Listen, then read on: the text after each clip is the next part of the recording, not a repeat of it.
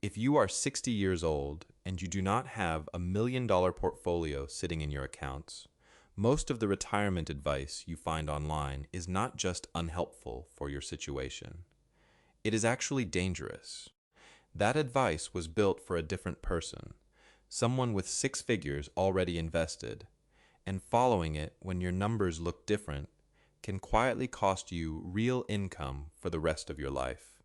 Here is the actual cost of that mismatch. The maximum Canada pension plan payment in 2026 sits at $1,507.65 a month, and the wrong claiming decision can shave a meaningful slice off that number permanently. On top of that, the wrong withdrawal order out of your RRSP can hand you a tax bill of $15,000 or more over the years that follow, money that simply did not need to leave your pocket. Most guides never mention either of these, because most guides are not written with a modest income in mind. I have spent 20 years watching Canadians plan retirements, and today I am condensing what actually works into the next 25 minutes. This is not a video about yacht club wealth or 7-figure nest eggs. This is about what I call the minimum viable retirement, a specific plan built around your Canada pension plan, your old age security, and a $50,000 cash wedge, even if you have never called yourself an investor in your life. If you are tired of being told you need $2 million to retire with dignity, stay with me. We are about to build the version of this plan that actually applies to you, starting with the piece of money that protects you the moment the market turns against you. Here is the number that actually protects you when the market turns against you, and it is smaller than most guides admit. It is $50,000 held outside the stock market entirely, and its only job is to bridge the gap between a bad year in the market and the fixed income already coming to you from the Canada Pension Plan and Old Age Security. With that bridge in place, you can leave your RRSP untouched for up to 3 years while a downturn passes. The reason this matters comes down to something called sequence of returns risk, and it hits hardest on modest portfolios, not large ones. Picture $200,000 sitting in a mix of stocks and bonds. The market drops 20% in a single year, which takes $40,000 off the top. At the same time, you are pulling out 5% to live on, another $10,000. Add those together, and you have lost $50,000 in 12 months, a quarter of everything you had, and you locked in that loss the moment you sold shares to cover rent or groceries. The cash wedge exists, so you are never forced to sell anything at the worst possible moment. Building it does not require a windfall. A simple 3-year ladder covers it. Put $15,000 into a high-interest savings account for year 1, since you may need it on short notice. Move $17,500 into a 1-year guaranteed investment certificate for year 2. Put the remaining $17,500 into a 2-year guaranteed investment certificate for year 3. 3 buckets, 3 timelines, and your RRSP stays fully invested and growing while you spend from cash instead. That distinction matters more than it sounds. Every dollar sitting in the RRSP while the wedge covers your bills is a dollar still working for you through the recovery, instead of being locked in at the bottom of a downturn. Late starters do not get as many years for compounding to work in their favor, so protecting the growth years you have left matters more than it would for someone who started at 25. Your retirement security is not defined by the size of your portfolio. It is defined by the reliability of your cash flow month after month, regardless of what the market is doing that particular week. Most standard advice tells people to hold 5 years of cash before they retire. For a late starter, that is simply not realistic, and treating it as the minimum bar keeps a lot of people from planning at all. $50,000 is the number that actually works as a floor, not an ideal. But what if you have not built that $50,000 yet? There is a lever most people pull far too early, and getting the timing right on it can hand you the cash flow that makes the rest of this plan possible. Most Canadians treat the Canada Pension Plan and Old Age Security as bonus money, something that shows up after the real planning is done. In a minimum viable retirement, they are not bonus money. They are the foundation everything else sits on. Here is what that foundation actually looks like in 2026. The average Canada Pension Plan payment for someone starting at 65 runs about $925 a month. Old Age Security for the third quarter of 2026 sits at $742.31 a month for someone between 65 and 74. Added together, that is roughly $1,667 a month, or about $20,000 a year, arriving whether the stock market is up or down that particular week. That $20,000 floor matters more than it looks on paper. It is what makes the $50,000 cash wedge from the last section actually stretch. If your fixed income alone covers rent, utilities, and groceries, the wedge only has to absorb the extras, the car repair, the dental work, the odd birthday gift, not your entire cost of living. That is the real reason the foundation comes first. None of this requires predicting where markets go next. The base arrives every month regardless, which is exactly why building the rest of the plan on top of it, instead of around it, changes how much risk you actually need to take with everything else. The lever that moves this number the most is timing. Claim before 65 and your payment drops by 0.6% for every month early, up to a maximum reduction of 36% at age 60. Wait past 65 and it grows by 0.7% for every month you delay, up to a maximum increase of 42% at age 70. On the maximum benefit, that is the difference between roughly $965 a month starting at 60 and roughly $2,141 a month starting at 70, a gap of well over $1,000 a month for life. I used to tell people to take it at 60 to get it while it was there. I was wrong about that advice, at least for anyone starting late on their savings. Waiting until 65, or later if your health and work situation allow it, is one of the only ways left to guarantee yourself a raise that no market downturn can take back. That said, there is a specific point in this decision where taking it earlier than planned actually protects you from a tax trap worth $15,000 or more. That trap lives inside your RRSP, and it catches people the moment they convert it, without thinking through the order of operations. Here is a piece of advice you have probably heard from more than one advisor. Convert your RRSP into a RRIF at 65, because that unlocks a $2,000 pension income tax credit you cannot get otherwise. It sounds like free money, and for some people it is the right move. For a lot of late starters, it is actually the more expensive one. The trap is timing.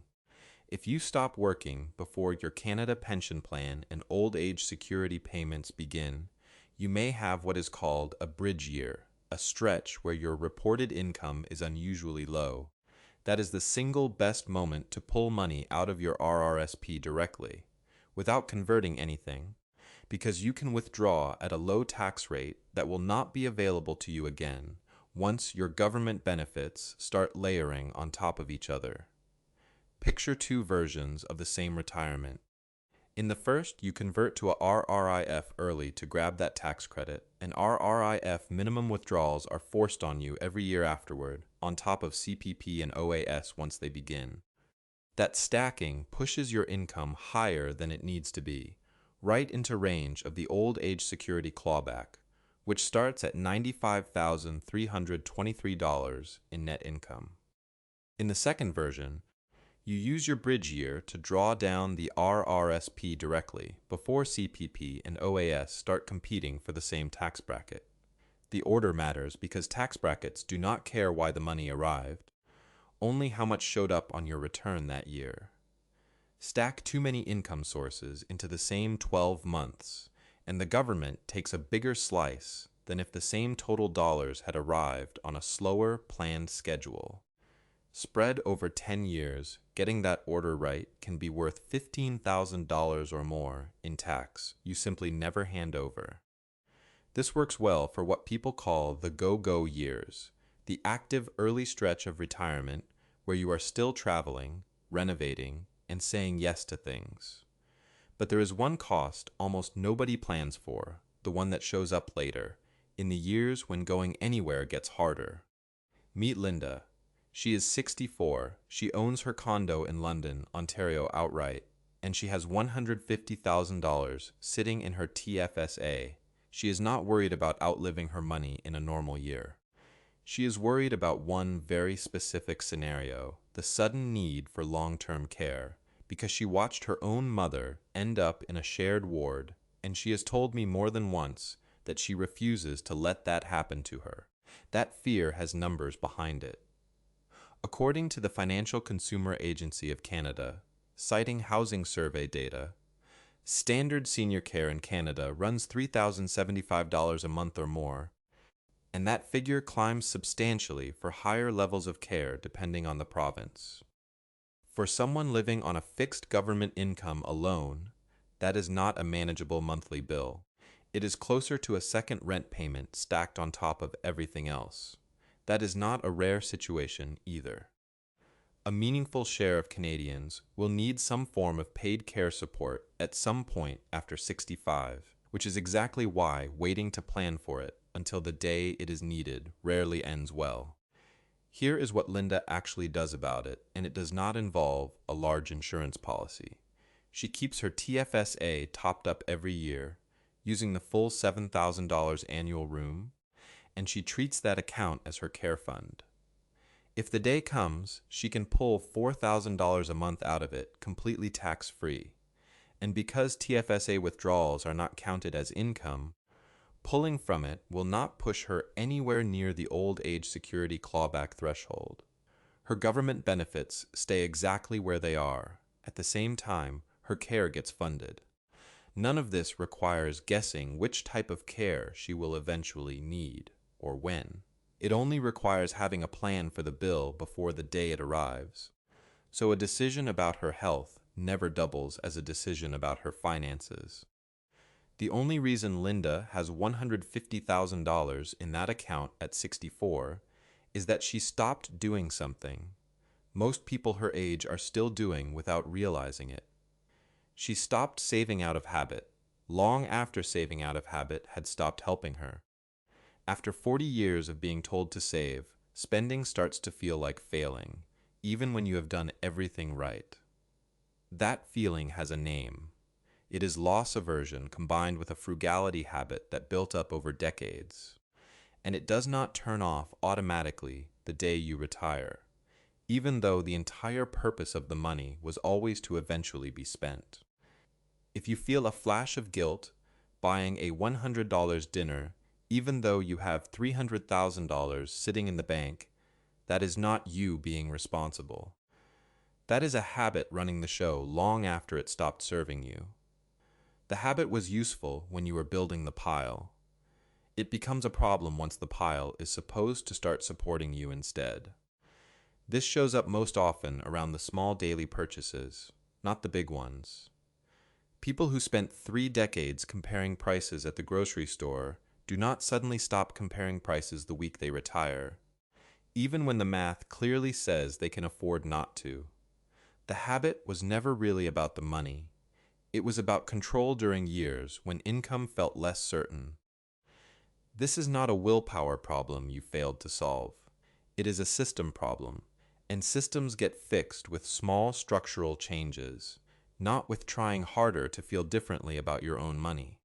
The fix that actually works for most people is small and almost boring. Set up an automated transfer from your RRIF or investment account into your regular checking account, timed for the first of every month, and label it in your banking app as your salary. Seeing that word land in your account on a schedule does something a spreadsheet never manages.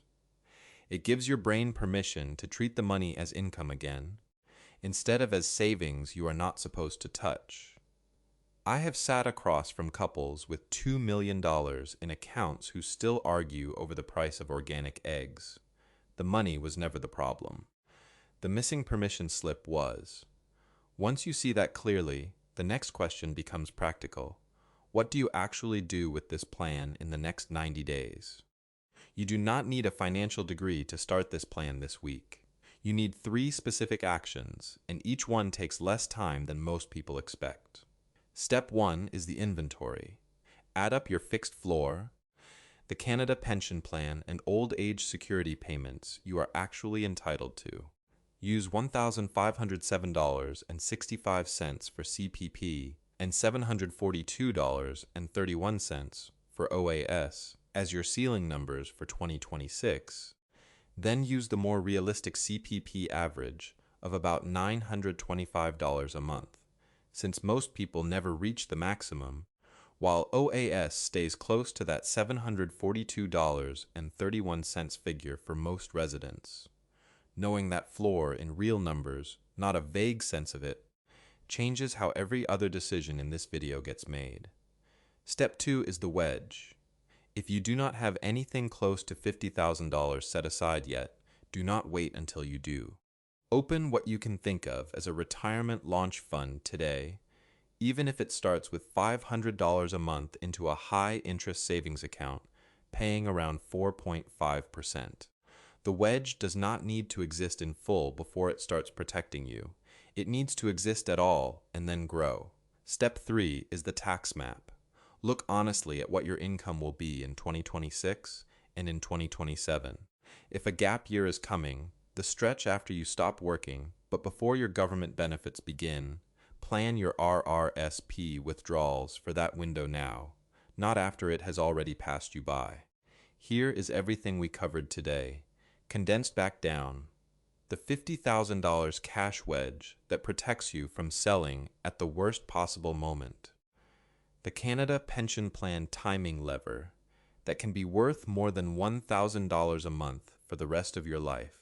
The RRSP to RRIF ordering trap that can cost or save you $15,000 over the years, depending on which order you choose.